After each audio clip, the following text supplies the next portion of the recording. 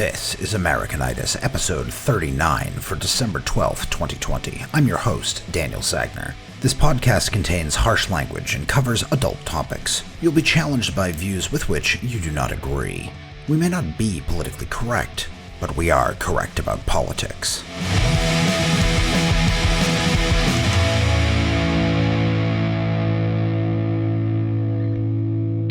While defending and promoting capitalism, you see a lot of bad arguments on both sides. Those arguing against capitalism are generally so ignorant of history they wouldn't know the Khmer Rouge if it chopped off both their hands. On the other side, the defenders of capitalism say things like, well, we recognize it may not be the most moral system, but boy, does it produce results. Well, so does torture and the bombing of innocents. What's your point? What good is money if I have to give up my soul? The solution to the former is to read a non-fiction book once in a while. The solution to the latter is a little bit more complicated. You need to make the moral case for capitalism. That's what I do here. But the bad takes, they keep on coming. I have seen tweets that would curl your hair and read articles that would liquefy your brain. The torrent of stupid is vast, and it only seems to grow. I'll share with you a couple of drops from this miasmatic pool of dumbassery. First up is some flotsam I picked up from a Discord server where a known socialist likes to post memes.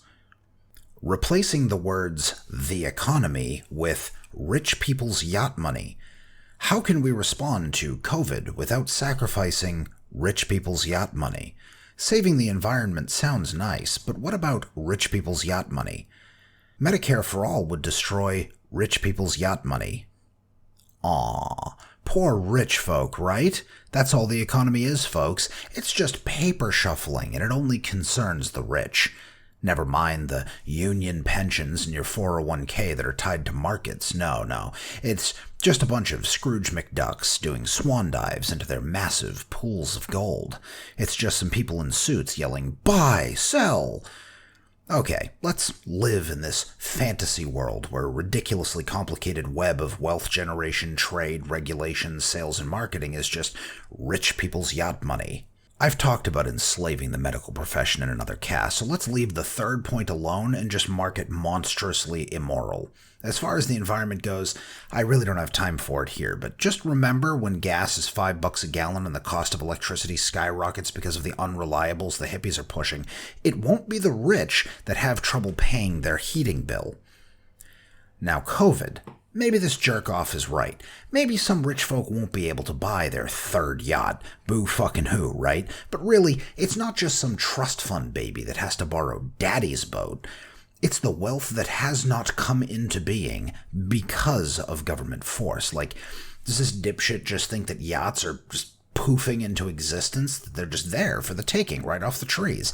There are thousands of people involved in the manufacture of just one of these vessels.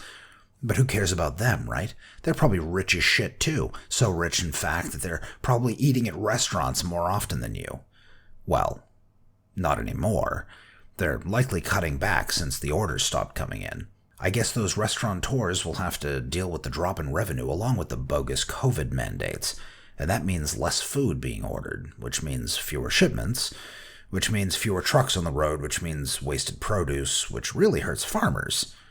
And this is just one luxury product. I could go on, but I think you get the point. The rich are going to be just fine. Don't worry about them, okay? It is the poor and the middle class that are getting absolutely flattened by government tyranny.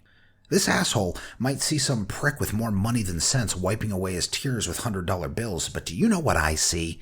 I see skyrocketing suicide rates. I see an entire generation of children being completely failed by remote learning. I see tyrants being given power that they will never, ever give back. I see mothers on Facebook selling everything they can scrape off their walls because unemployment isn't cutting it, and that government relief check was almost a year ago. That is what responding to COVID sacrifices, you overinflated, pompous, privileged piece of shit. Okay, Dan. Settle down. It's just some random on Twitter.com. Who cares what they think? Except that this is how the stupid happens. It's not a targeted missile. It's a carpet bombing. It's not one person with a really good argument. It's millions with lots of bad ones. It's like how one shambling zombie isn't scary, but a mob of 10,000 zombies is. But where do they get these bad ideas in the first place? It's not like they woke up one morning and decided to hit themselves in the head with a brick a couple dozen times before logging in to tweet. Well, the zombies have clearly given up the responsibility of thinking for themselves. They have people who do that for them. People like Robert Reich, who has the following to say. The best way to get the economy on track is to pay people to stay home to contain COVID. Providing disaster relief would mean people could pay their bills, keep food on the table, and spend to stimulate the economy. This isn't complicated. Now, Robert Reich isn't just some asshole on Twitter. He has published 19 books on the subject of economics and has served as the Secretary of Labor for the Clinton administration. So where exactly do I get off criticizing such an illustrious personage as Bob? Well, it's because I have at least 2 brain cells to rub together, but we won't need them today. Let's look at just a few reasons why this tweet is the dumbest thing I've seen since Bob Saget stopped hosting America's Funniest Home Videos. Pay people to stay home to contain COVID. All right, what percentage of people need to stay home? 50%? 60%? 75%? It has to be effective, right? If we're going to become a fascist police state locking people in their homes, it better be worth it. Okay, let's say 75% of people are the chosen ones who get to stay home safe, even though the latest data suggests that transmission within the home is the chief infection vector. Let's dream up some Robert III Reich fantasy scenario where the Gestapo will sit outside your door and ensure that no one leaves and that this will somehow contain the virus. We need to take this seriously and follow the science wherever it leads, am I right? So, now we have to get into the discussion again about who is essential and non-essential, but it's all a lie. There is no such thing as a non-essential job, for it begs the question, essential to whom?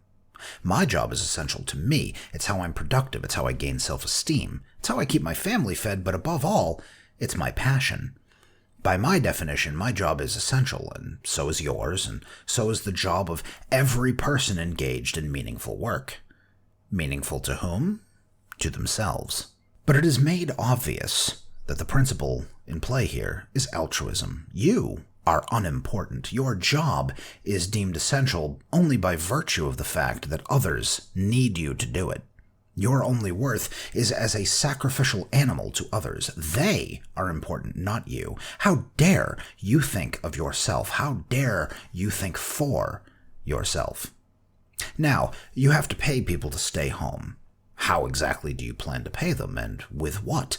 I'm assuming, for the sake of argument, that the government pays, and with dollars. Where are you getting this money, when no wealth is being generated by 75% of the populace? Well, you have 2 options. You can tax those who are producing wealth, or you can print it. Either way, you're sacrificing some people to others. Now, my mind literally cannot compute the monstrous action of taxing 1/4 of the population who are working to keep 3/4 locked up, even if that were feasible. Printing money has its own issues. By making more money without producing wealth, you devalue the currency, causing inflation. You devalue any savings people have left, and you rob the young by driving up the deficit. Someone's going to have to pay for this eventually. All this so people could pay their bills and keep food on the table. Well, where are they getting this food? Who is producing it? Who's stocking the shelves? Who's getting the food from the producers to the stores? Who's selling the gasoline or feeding the truckers? Are roadside diners essential? Who's keeping up the roads and who's feeding them? Is the state going to take on all this too? But that's not all this free money is supposed to do. It will stimulate the economy, don't you know? What economy is he talking about, for fuck's sake? What does this absolute reprobate think the economy is? Where will you spend your government money? Maybe down at the local cinema? Or at that new restaurant that just opened up? Take the kids to Chuck E. Cheese. Blow it all at the bar? Maybe go to a water park, or take a trip to Bermuda on the latest cruise ship. Or maybe not. And then he ends it with a snarky, "This isn't complicated," as if I somehow didn't just need to break out the big 64-pack Crayola box and the construction paper to explain it to him. The audacity, really. And I'm not pulling this tweet from 8 months ago. This was published December 7th. There is really no excuse for this kind of ignorance. Why did I choose to feature these two tweets? Well, they share the same premise, that the state can and should fix these problems by use of force. They believe that you and I are unable to make our own decisions, to use our minds, and must be told what to do. And if we refuse, we must be forced to do so. For the greater good, of course.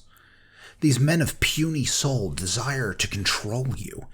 They don't think that decisions should be left to every individual, but only a small group of well-connected political elites. They also both share a complete and total disregard for property rights and a supposed concern for the plight of those less fortunate. But for all their blustering, they don't care about the poor. They just hate the rich. If they cared about the poor, then they would be right beside me, advocating for the only system to raise the world from destitution. If they were honest, they would be capitalists. But they are not honest. They are hiding their twisted resentment behind the facade of charity. They cannot stand the knowledge that their very lives depend on those men who choose to be productive. They are miserable creatures who want to see those above them brought low. These are the men that kill the golden goose, not out of greed, but because it lays golden eggs.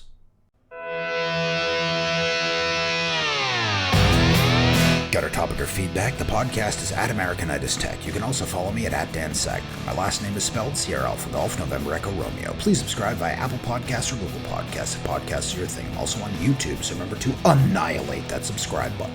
Patronize us at patreon.com/techside. Show notes are at techside.net/Americanitis. Theme music by Eddie.